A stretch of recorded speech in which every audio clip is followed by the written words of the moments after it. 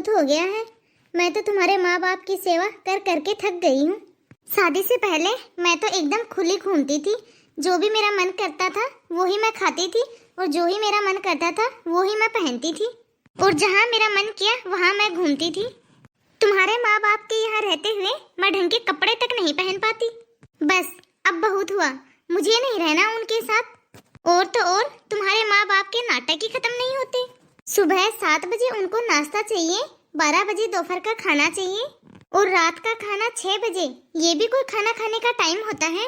सारा दिन बस यही, बहू ये बना दे, बहू वो बना दे। अरे मैं बहू हूँ या फिर कोई काम वाली? अब तुम अपने मम्मी पापा से बोलो कि अपने लिए कहीं घर देखे और हमसे अलग रहने लग जाए। अरे पायल, ये क्या तुम्हारा रोज रोज का नाटक है? अभी तो मम्मी पापा मार्केट गए हैं। जब वो घर वापस आते हैं मार्केट से, तब मैं उनके साथ बैठ के आराम से बात करता हूँ। तुम टेंशन मत लो। अरे टेंशन क्यों नहीं लूं मैं? और क्या बात करोगे आप? शादी को इतने साल हो गए, अभी तक तो कोई बात की नहीं आपने मम्मी पापा से। फिर आज कौन सी अनोखी बात करोगे? और जब आप आज बात करने जा ही रहे हो तो मुझे बस एक ही बात सुनाई देनी चाहिए। आप चुपचाप मम्मी पापा से बोलना कि अपने लिए कहीं अलग से घर देखे और हमें भी चैन से रहने दे। अरे बोल दूंगा। तुम इतनी टेंशन क्यों ले रही हो? तुम्हें तो अच्छे से पता है ना कि मैं तुम्हें इतना परेशान होते हुए नहीं देख सकता। बस करण, अब मैं तुम्हारे माँ बाप का एक और काम भी नहीं कर सकती। अरे तो तुम क्यों उदास हो रही हो? अभी आने दो मम्मी पापा को घर। मैं उनको साफ साफ बोल दूंगा कि वो अपने लिए अलग से घर देख ले और हमारा पीछा छोड़े, हमसे अलग रहने लगे। आज तो मैं बहुत ही ज्यादा थक गई। बस अब तो घर आ गया है। बस 700 मीटर की दूरी है। इतना पैदल क्यों चलाते हो आप मुझे? ताकि बुढ़ापे में हम दोनों की सेहत अच्छी रहे, ताकि हमारे हाथ पांव अच्छे से चलते रहे। और कौन सा हम दोनों ज्यादा दूर गए थे?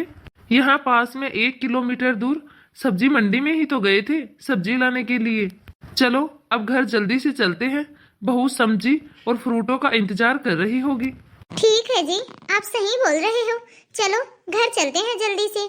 बहू राह देख रही होगी सब्जी की और हमारी। और हाँ, एक बात का अच्छे से ध्यान रखना, जब मम्मी पापा के लिए घर देखो ना, तो हमारे घर से दूर गांव की तरफ देखना। वो घर हमारे इस घर से दूर ही होना चाहिए। और फिर ये ना हो कि आए दिन वो इस घर में ही पड़े रहे।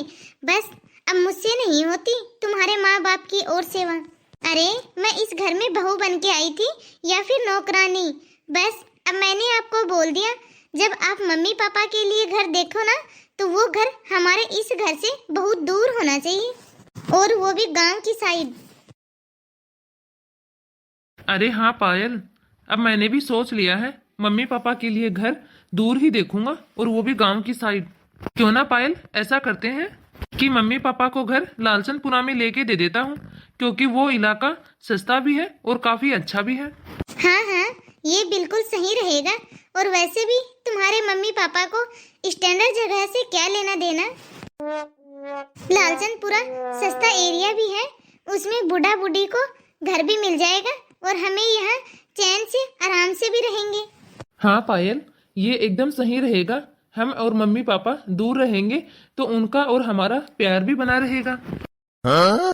जब हम सब लोग इस घर में एक साथ रहते हैं, तब आए दिन लड़ाई होती रहती है हमारी उनके साथ। क्यों ना मैं एक काम करता हूँ, आज ही मैं प्रॉपर्टी डीलर के पास जाता हूँ और कहीं सस्ता सा कमरा देख लेता हूँ मम्मी पापा के लिए, और हम इस घर का फर्नीचर वगैरह, पर्दे, सोफा सेट सब चेंज करके नए ले आएंगे। इस घर को पूरे को चेंज कर देंगे हम लोग। हाँ, एकदम सही कहा आपने। हम लोग फिर अच्छे से रहेंगे इस घर में।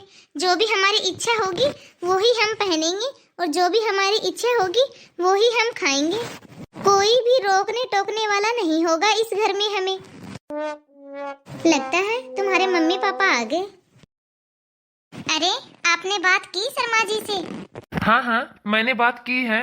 वो 1-2 दिन में गांव की तरफ कोई छोटा सा घर देख के बता देंगे हमें, जिसमें 1 कमरा, 1 रसोई और 1 लेटरिन बाथरूम हो। बस एक ही कमरा?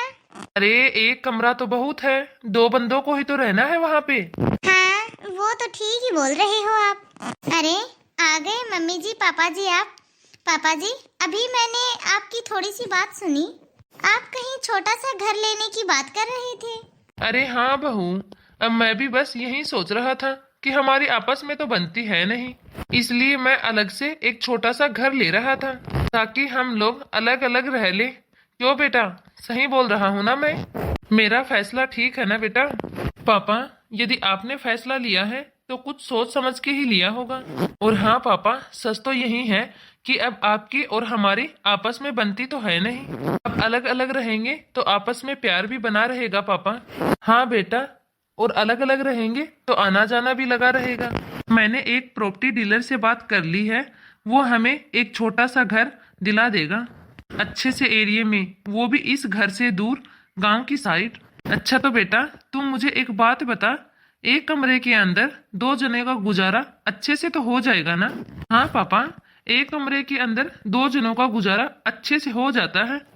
और शहर से दूर थोड़ा गांव की साइड अच्छे से एरिया में यदि एक कमरा लेंगे तो उसका किराया भी कम लगेगा।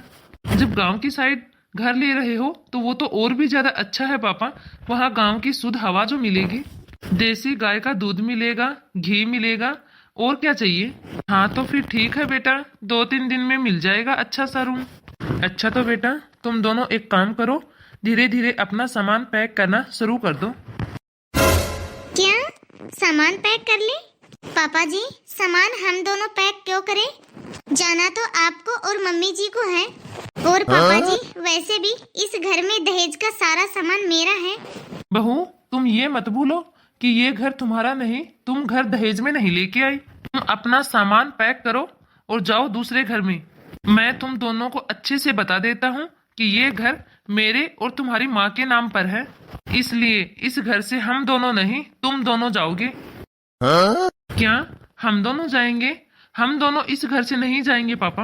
और हाँ पापा जी, हम दोनों का एक कमरे में कभी भी गुजारा नहीं हो सकता, और वो भी सस्ते और गांव के एरिया में, वहाँ तो बिल्कुल भी नहीं। हाँ पापा, हम लोग वहाँ पे कैसे रहेंगे?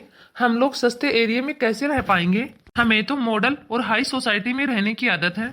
और पापा, आपको तो अच्छे से पता है कि हम गांव के एरिया में नहीं रह पाते हैं, हमें तो अच्छी हाई सोसाइटी में रहने की आदत है। और वैसे भी पापा, ये अलग होने का फैसला आपका है, तो फिर हम घर क्यों छोड़े? बेटा, ये अलग होने का फैसला हमारा नहीं, तुम दोनों का है। हम दोनों ने तुम्हारी सारी बातें बाहर खड़े होके हॉल में सुन ली थी, क्योंकि तुम दोनों धीरे बोल रहे थे ना, इसलिए तुम्हारी आवाज सारी की सारी हमें अच्छे से सुनाई दे रही थी। क्या पापा, आपने हमारी सारी बातें सुन ली? हाँ, हमने बाहर खड़े होके तुम्हारी सारी बातें सुन ली थी। बेटा, मुझे तो तुम्हें अपना बेटा बोलते हुए भी शर्म आ रही है। मुझे तो यकीन ही नहीं हो रहा कि मैंने तुझे अपनी कोख से जन्म दिया है। हाँ बेटा, तुझे काबिल करने के लिए मैंने और तुम्हारी माँ ने अपने जीवन की पूरी पूंजी लगा दी, और तू है जो कि हमें इस घर से निकालना चाह रहा है। अरे ये तो अच्छा हुआ कि तेरी माँ को मैंने संभाल लिया, वरना ये तो जीते जी मर जाती। मैं तो ये सोचता हूँ कि यदि मैं नहीं होता, मुझे कुछ हो जाता, फिर तो तू अपनी माँ को ऐसे ही सड़क के ऊपर बेबस छोड़ देता। ये तो अच्छा है जो कि भगवान ने हमारी जोड़ी अभी तक बना रखी है। और मैं तो बस अब यही कहूँगा कि तुम्हारे जैसा गंदा और नालायक बेटा बहू होने से अच्छा है इंसान अपना बुढ़ापा अकेला ही काट ले। अरे नोक झोंक तो हर घर में होती रहती है, किस घर में नहीं होती नोक झोंक? लेकिन इसका मतलब ये थोड़ी ना है कि रिश्ता ही अलग कर दे, माँ बाप को ही घर से निकाल दे। अब तुम दोनों कान खोल के अच्छे से मेरी बात सुन लो, और मेरा आखिरी फैसला बस यही है कि तुम दोनों इस घर में हरगिज नहीं रह सकते। सुनो जी, ये क्या हो गया? रहो, अब अलग अलग होने का फैसला तुम्हारा ही था ना। मुझे इस घर से नहीं जाना, मुझे लोकल एरिया में नहीं रहना। चलो अब मम्मी पापा से चल के माफी मांगते हैं, हम उनके बच्चे हैं, वो हमें जरूर माफ कर देंगे। हाँ, ये बिल्कुल सही बोल रहे हो तुम। चलो हम चल के उनसे माफी मांग लेते हैं। कहते हैं ना, जो दूसरों के लिए गड्ढा खोदता है, उस गड्ढे में वो खुद ही गिरता है। हमारी यह कहानी आपको कैसी लगी कमेंट में हमें जरूर बताना। वीडियो अच्छी लगी हो तो वीडियो को लाइक और अपने परिवार दोस्तों में शेयर जरूर करना।